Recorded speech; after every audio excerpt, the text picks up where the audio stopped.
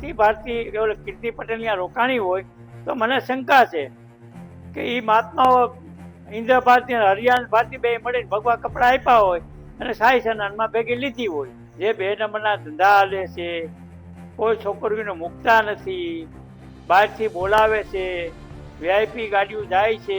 કીર્તિ પકડાય ને મારે ડિમાન્ડ થાય એટલે સાધુના નામ ખુલશે.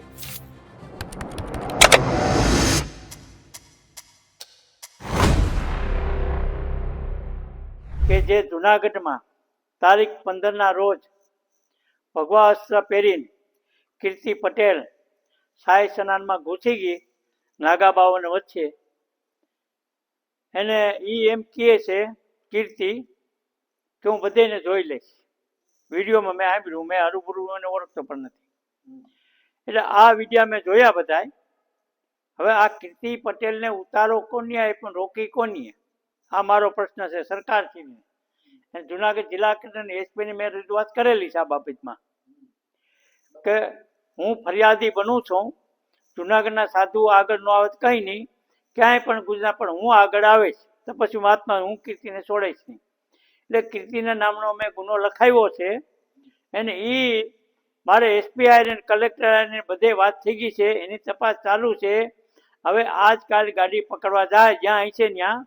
અત્યારે એ હજી ભવનાથમાં મળી નથી.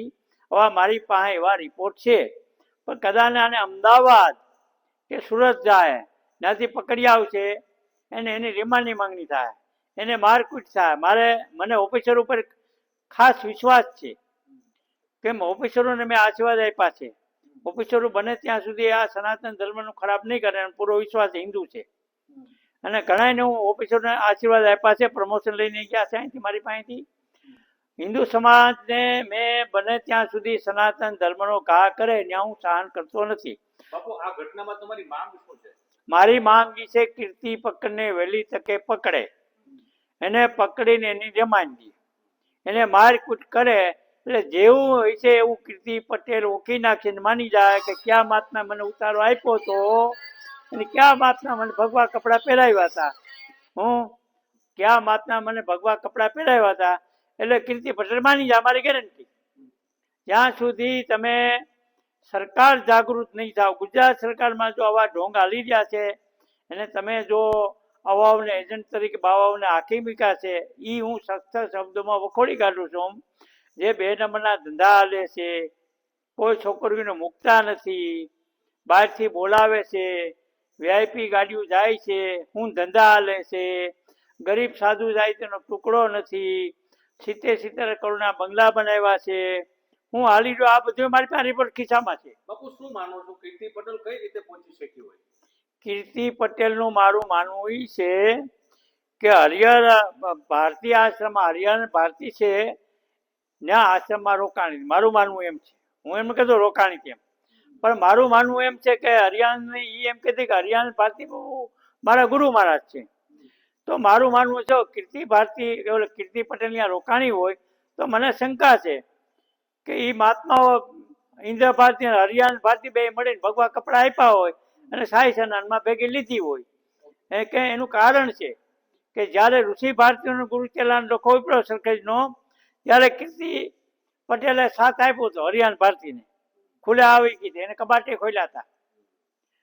હા, એ મને ખબર છે બધી. એટલે આ ફરિયાદમાં મારો અનુભવ છે કે જુનાગઢના સાધુ, ગુજરાતના સાધુ કોઈ આગળ આવ્યા નથી. હું આગળ આવ્યો છું. હું તપસ્વી મહાત્મા સરકારશ્રીને પણ મારી આ રજૂઆત છે કે આની ધરપકડ કરીને આની રિમાન્ડ થવી જોઈએ. કોણ નિવેદન લઈ ગયું છે તમારું પોલીસ? મારું નિવેદન લઈ ગયા ત્યાં ઓરદારા સાહેબને મેં આપ્યું છે, ત્યાં ભવનાથના પટેલ સાહેબને આપ્યું છે. એમાં કોઈ બાપુમાં ફેરફાર નહીં પડે. અને મેં આજે જ સાહેબને ફોન કર્યો, જે નકલ છે એ મને એક મોકલજો. એમાં કલમોનો ઉમેરો કરવામાં આવશે. મને પોલીસ ખાતા પર પૂરો વિશ્વાસ છે. એમાં કોઈ ફેરફાર નહીં થાય. અને ફેરફાર થાય તો હું દિલ્હી ફોન કરી લઈશ. જુનાગઢ મેં કરી છે એસપી સાહેબને ખુદને, ઓરદારા સાહેબને. એને મારું નિવેદન લીધેલું છે ઓરદારા સાહેબે.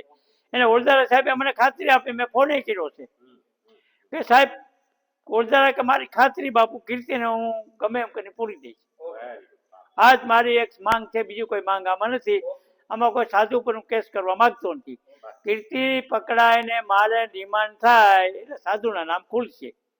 આમાં કોઈ પણ એને હિન્દુ ધર્મને હું એવી જાગૃત કરું બેનું દીકરીઓને, આ નવયુવાનો જેટલા હિન્દુના દીકરા આગળ આવો. આજ બેનું દીકરીઓના જે બળાત્કાર થાય છે ને પાછું ભીનું હકેલાઈ જાય છે. હે આમાં વિદ્યાવાળા આગળ આવો. હું તમે જ્યાં વિદ્યાવાળા કોઈ ત્યાં તમને સહકાર આપે. અમારી દીકરીઓના જે બળાત્કાર એ બંધ કરાવો. આજ અમે જોયું, અનુભવ કર્યો કે ભાજપવાળા ગાડી નાખીને લઈ જાય છે. હમણાં દીવમાં પકડાના હું કરી લીધી ભીનું હકેલાઈ ગયું. હે એટલે હું ખુલ્લો આક્ષેપ કરું છું. હું સરકારથી નથી પીતો.